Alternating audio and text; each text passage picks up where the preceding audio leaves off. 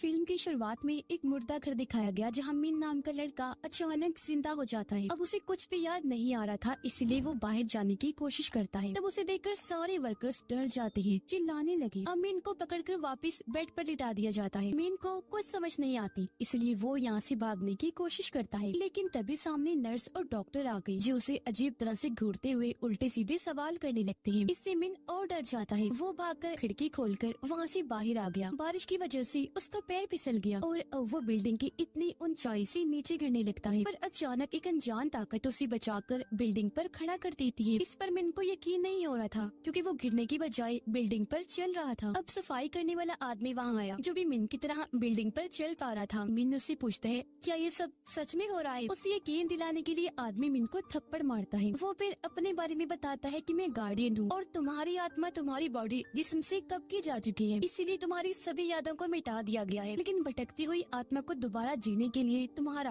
यानी मिन का जिस्म दे दिया गया। मतलब जिस्म मिन का है और आत्मा किसी और की है। मिन के जिस्म में कोई और ही जिंदा है। ये सब सुनकर मिन उससे कई सारे सवाल करता है, लेकिन वो किसी भी बात का जवाब नहीं देता और मिन को एक खिड़की के किनारे पर लटका देता है। फिर कहने लगा कि अब तुम बिल्डिंग पर नहीं चल सकती, अगर हिलने की कोशिश करोगी तो गिर जाओगी। इसलिए वो खिड़की के जरिए अंदर आकर अपने बिस्तर पर लेट जाता है। अब एक नर्स आकर जोर से मिन को सुई लगाती है, जिससे उसे इतना दर्द हुआ कि वो जोर से अपना हाथ मारता है। हाथ वहाँ पड़े पानी पर लगा और पानी हवा में जाकर जम जाता है, जो देखकर मिन को काफी हैरत हुई। अब पता चला कि ये नर्स असल में गार्डियन है, क्योंकि वो अपनी मर्जी के मुताबिक कोई भी रूप ले सकता है। यहाँ गार्डियन मिन के अंदर की आत्मा को बताता है कि तुम्हें ये जिस्म हमेशा के लिए नहीं दिया गया। फिर एक सैंड क्लास देते हुए कहते हैं कि अगर तुमने 100 दिनों के अंदर अंदर ये पता ना लगवाया कि मिन ने अपनी जान क्यों ली, तो फिर तुम्हारी आत्मा को इस जिस्म से निकाल दिया जाएगा और तुम हमेशा के लिए मर जाओगे। फिर जाते जाते गार्डियन कहता है, और हाँ, ये बात किसी को न बताना कि तुम मिन नहीं हो।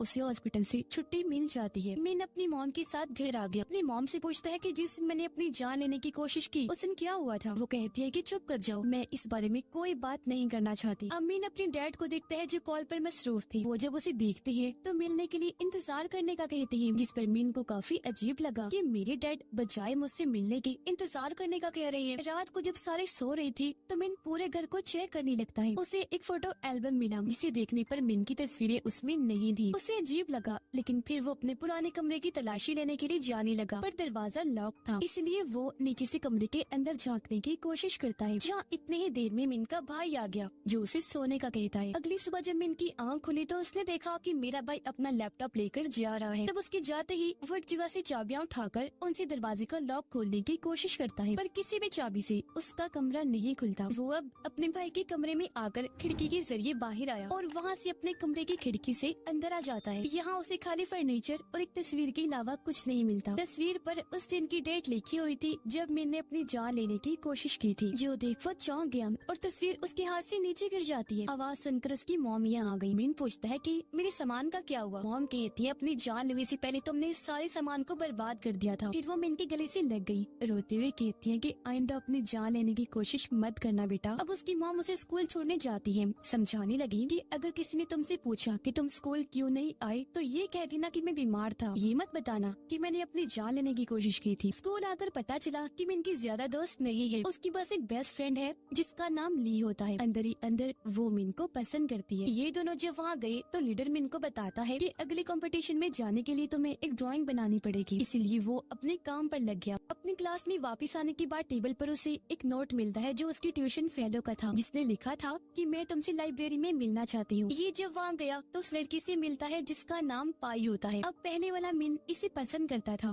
इस मिन को भी ये पसंद आ जाती है। उससे मिलकर बहुत खुश था। अब मिन अपनी मॉम का कार्ड इस्तेमाल करके अच्छे अच्छे कपड़े खरीदता है, साथ ही बालों का स्टाइल भी काफी अच्छा बनवा लेता है, ताकि जिसे मैं पसंद करता हूँ यानी पाई, वो भी मुझे पसंद करे। और इस तरह दोनों एक साथ वक्त गुजारने लगते। अब मिन के डैड स्कूल आए। उसे कहती है कि आज स्कूल के थेरेपिस्ट के साथ तुम्हारी मीटिंग है, जो कहकर वो चली गई। जिसके बाद मिन अपने थेरेपिस्ट के पास जाता है, जो मिन के बारे में उसे अजीब तरह के सवाल करने लगता है। तो वो यहाँ से जाने का सोचता है, लेकिन अचानक दवाई की सारी गोलियां हवा में उड़ने लगती हैं। इससे वो समझ गया कि ये थेरेपिस्ट नहीं बल्कि गार्डियन है। ये बात सच भी थी। गार्डियन उसे कहता है कि मैं तुम्हें ये याद दिलवाने आया हूँ कि तुम्हें जल्द से जल्द वजह पता लगवानी होगी कि आखिर क्यों मिन ने अपनी जान लेने की कोशिश की थी। और हाँ, जैसे तुम ठीक जवाब दोगे सैंड क्लास बंद हो जाएगा।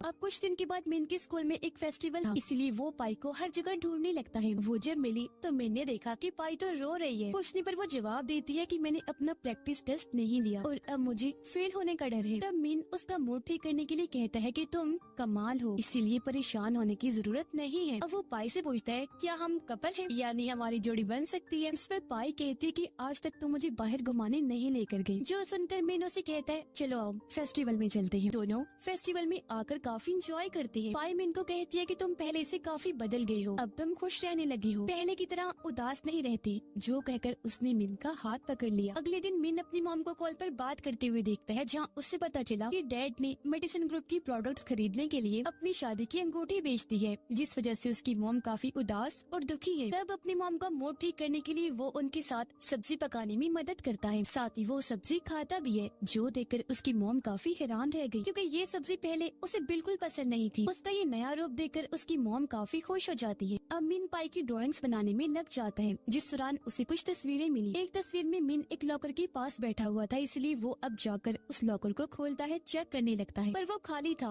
अब तभी यहाँ मिन की दोस्त ली आ जाती है, जो उसे बताने लगी कि हमने लैपटॉप और एक नोट को इस लॉकर में रखा था और उस पर लिखा था कि ये लैपटॉप मेरी मॉम को दे देना। वो कहती है कि जब मैं लैपटॉप देने तुम्हारे घर गई तो वहाँ मुझे तुम्हारी मॉम नहीं मिली, इसलिए मैंने तुम्हारा लैपटॉप तुम्हारे भाई को दे दिया। अब घर आकर मिन अपने भाई के कमरे में गया, हर जगह अपने लैपटॉप को ढूंढने लगता है, मगर उसे कहीं भी वो नहीं मिलता। मिन के हाथ कुछ तस्वीरें लगी, चेक करने पर उसके चेहरे को पूरी तरह खरोच कर खराब किया हुआ था। यहाँ उसे कुछ डॉक्यूमेंट्स भी मिले, जिन्हें देखकर मिन को पता चला कि मेरा भाई पढ़ाई करने के लिए जर्मनी जाने वाला था। जिसके बाद वो अपने भाई के कंप्यूटर को चेक करने लगता है, जिसमें उसका भाई एक लड़की से मैसेज पर बात कर रहा था। उनकी बातचीत पढ़कर मिन को पता चला कि मेरी वजह से ये भाई जर्मनी नहीं जा पाया, क्योंकि उससे अपनी फैमिली की देखभाल करने के लिए यहाँ रुकना पड़ा। यही वजह है कि वो मिन को सख्त नापसंद करता है और चाहता है कि वो मर जाए। यहाँ उसके भाई ने ये भी लिखा था कि मुझे अपने भाई मिन के लैपटॉप में एक आखिरी अलविदा का खत भी मिला था, जो मेरे भाई ने मरने से पहले लिखा था और मैंने अपने मॉम डैड को इस बारे में नहीं बताया। तो यहाँ मिन को पता चल गया कि मेरे भाई के पास जो दूसरा लैपटॉप है वो मेरा ही है। तो उसे ढूंढने के लिए वो अपने भाई के कॉलेज जाता है। उसे अपना लैपटॉप मिल भी गया, जिसे उठाकर वो घर आ जाता है। इससे पहले उसे देख पाता, यहाँ उसका भाई आकर लैपटॉप छीन लेता है, फिर कहने लगा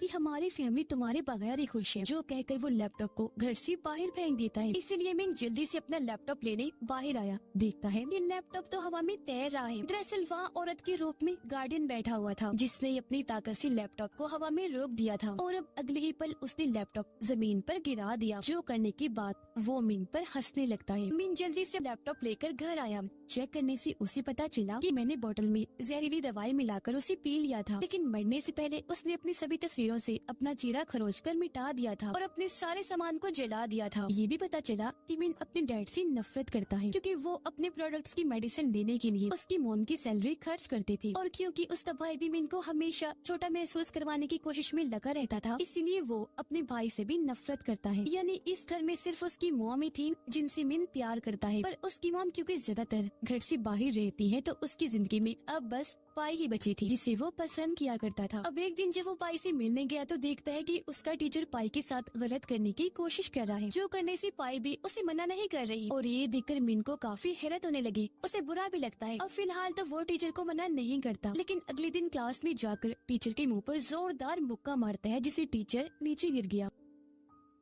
फिर वो पाई को अपने साथ छत पर लेकर गया। पूछता है कि कल रात तुम क्या कर रही थी? टीचर तुम्हारे साथ गलत कर रहा था और तुम करने दे रही थी, आखिर क्यों किया तुमने ऐसा? जिस पर पाई रो पड़ती है, कहती है कि मैं उस टीचर को जरा पसंद नहीं करती, हमारे बीच ऐसी वैसी कोई बात भी नहीं है। मैं फिर भी उस टीचर के साथ इसलिए रहती हूँ क्योंकि उनकी वजह से ही मैं ओलंपिक्स टीम में जा सकती हूँ। जिससे पता चला कि पाई के लिए अपने फ्यूचर मुस्तकबिल के अलावा और कोई चीज मायने नहीं रखती, जिस पर मिन को काफी बुरा लगा। वो सोचने लगता है जिसे पाई को मेरी जरूरत नहीं, इसलिए वो उसे नीचे की तरफ इशारा करके कहता है कि मुझे मर ही जाना चाहिए। अब स्कूल में मिन के डैड आए, जो उसे डांटने लगते हैं क्योंकि प्रिंसिपल ने उसकी शिकायत कर दी थी। वो उसे डांट रहे थे कि तभी मिन भी उन पर गुस्सा करने लगा। कहता है कि आप भी कोई अच्छे नहीं हो, क्योंकि आपने प्रोडक्ट्स खरीद ली, मेडिसिन ग्रुप का हिस्सा बनने के लिए मेरी मॉम की अंगूठी बेची। जो बोलकर वो यहाँ से चला गया। अब मिन को अपनी मॉम का बिजनेस कार्ड मिलता है, जिसके पीछे एक घर का एड्रेस लिखा हुआ था। उस एड्रेस पर जब वो गया तो अपनी मॉम को एक आदमी के साथ देखता है, जो उसकी मॉम का दोस्त था, यानी उनका चक्कर चल रहा था। उसकी मॉम ने भी मिन को देख लिया था।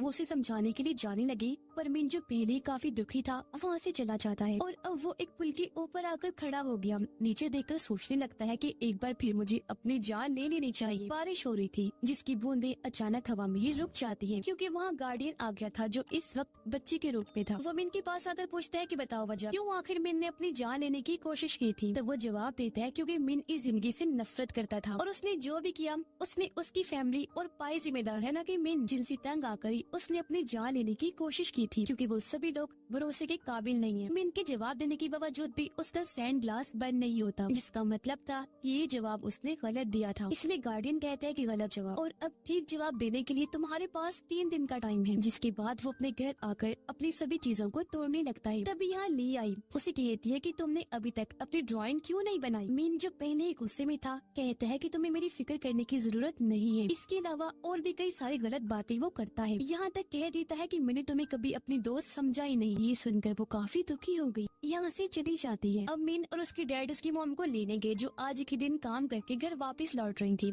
मिन बाथरूम जाने का कहकर अपने मॉम डैड को अकेला छोड़ देता है और अब वो बाथरूम जाने की बजाय छुपकर मॉम डैड की बातें सुनने लगता है। उसने देखा कि डैड ने जो शादी वाली अंगूठी बेच दी थी वो उसके डैड मॉम को वापस कर रहे हैं और अब यहाँ उसकी मॉम डैड को बता देती है कि मेरा ताल्लुक एक दूसरे आदमी के साथ भी है, जिस पर उसकी डैड बिना कोई बात किए वहाँ से चले जाते हैं। इसलिए अब मिन और उसकी मॉम अकेले थे। गाड़ी में आकर वो मिन से माफी मांगती है, फिर रोते हुए बताने लगी कि मैं अपनी फैमिली के साथ रहना चाहती हूँ, इसलिए उस आदमी के साथ मैंने ताल्लुक तोड़ लिया है। पर यहाँ मिन अपनी माँ को माफ करने से मना कर देता है और बता ही देता है कि मैं तुम्हारा बेटा नहीं हूँ, उसकी जिसमें कोई और हूँ। तुम्हारा असली बेटा मर चुका है क्योंकि तुम एक बुरी माँ हो। उसकी मॉम क्योंकि रो रही थी तो उनका गाड़ी पर से ध्यान हट गया, इसीलिए काफी बुरा एक्सीडेंट हो जाता है जिससे दोनों बेहोश हो गए। अब जब इनको होश आई तो वो खुद को हॉस्पिटल में पाता है। वो जल्दी से अपनी मॉम को देखने गया जो अभी भी बेहोश थी। यहाँ उसका भाई भी था जो मिन को बताता है कि मॉम की हालत काफी सीरियस है। अब तो मुझे ये बताओ कि तुमने अपनी जान लेने की कोशिश क्यों की, मुझे कुछ क्यों नहीं बताया। अगर तुमने मुझे बताया होता तो मैं तुम्हारी मदद करता। और हाँ,